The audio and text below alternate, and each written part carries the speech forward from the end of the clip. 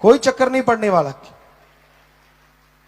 तो हम चैलेंज करते हैं इस बात को, ये 100% झूठी बातें हैं। मत पड़ो इन पाखंडों में। खास करके सत्संगी जो फंसे हुए ना, वो भूल जाते हैं यार जान बचाने वाला सतगुरु, वो टाइम को भूल जाते हैं और नई नई चीजें करते रहते। नहीं, वहां मैंने ये किया था तो ये निकला था, फला माता के पास गया, फला बाबा के पास गया तो ये निकला, जिस दिन से नहीं गया तो ये हो गया, इतना नुकसान हो गया। और वो भूल जाते हैं जिसने जान बचाई थी, अगर वो ही ना बचाता तो तू और तेरा बाबा दोनों वहां बैठे होते। वो भूल ही जाते हैं उन चीजों को। अरे मत पड़ा करो ऐसे बाबा के पाखंडों में, ढोंग ढकोसलों में कुछ नहीं रखा। आपको गांव की बात सुनाते हैं, हमने आंखों से देखी। हम नहीं चाहते आप लोग ऐसा करो, पर अब सच्ची बात याद आ गई। एक हाथ देखने वाले सज्जन आए, ये राजस्थान का गांव था। हम छोटे थे और हमारे एक चाचा जी कहते थे, हम उनको वो थे, उनका हाथ देख रहे थे।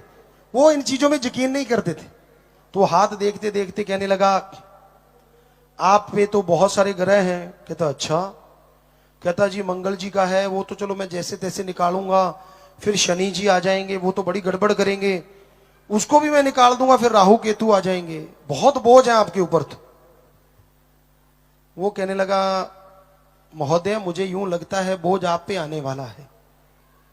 कहने लगा ना ना ना ना ना ना, हम पे कोई बोझ बाज नहीं आती, वो तो आप पे आने वाला है। कहता मुझे लग रहा है कि तेरे पे बोझ आने ही वाला है। वो ट्रेवल करना शुरू कर दिया बोझ ने।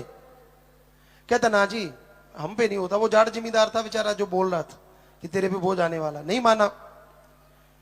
उससे मांग रहा था कि मुझे 101 रुपया दे दो, इतने गेहूं दे दो, इतने चने दे दो, तो मैं इन सब राहु केतु सबको भगा दूंगा। तो जाट जिम्मेदार करने लगा, तेरे पास ग्रह पहुंच गया। वो हाथ देखने वाला कहता नाना जी हमारे पास नहीं पहुंचता। कहता ले बेटा, तड़ाक से एक मारा कान पे बहुत जोर से, और हम देख रहे थे वो लुटकता हुआ आगे गिरा। उसकी गेहूं इकट्ठी की हुई जो इस यहां टंगी हुई थी, बहुत सारा सामान वहीं छोड़ के वो भाग गया पूरी स्पीड से। कहता मैंने तो तेरे को पहले कहा था कि ग्रह तेरे पास आ गया बिल्कुल, तुझे खुद का ग्रह तो दिखा नहीं, मेरे ग्रह तुझे दिख रहे हैं, मैं तेरे सामने ही बैठा था। अब सांकरी गली थी जैसे ये गली है, तो दो बाप बेटा थे वो हाथ देखने वाले। बाप इधर निकल गया, बेटा उधर निकल गया। अब बीच में वो खड़ा हो गया जो ग्रह था, जो कह रहा था ग्रह ग्रह, जिसने एक मारा था। अब हम उसके बच्चे के पास गए, क्या हाल है, वो रो रहा है। हमने कहा क्या हो गया भाई? कहते यार मुझे मेरे बापू से मिलाओ। तो हमने कहा मिल ले, गली ऐसी थी। कहते ना ना बीच में ग्रह खड़ा है। तो हम उसके फादर के पास गए, हम बच्चे थे, ऐसे मजा आ रहा था कि भी अच्छा ये बड़ा कुछ कर रहे थे। उसके पास गए, भाई क्या हो गया, आप क्यों रो रहे हो? कहते मेरा बेटा वो हो रहा। तो चले जाओ।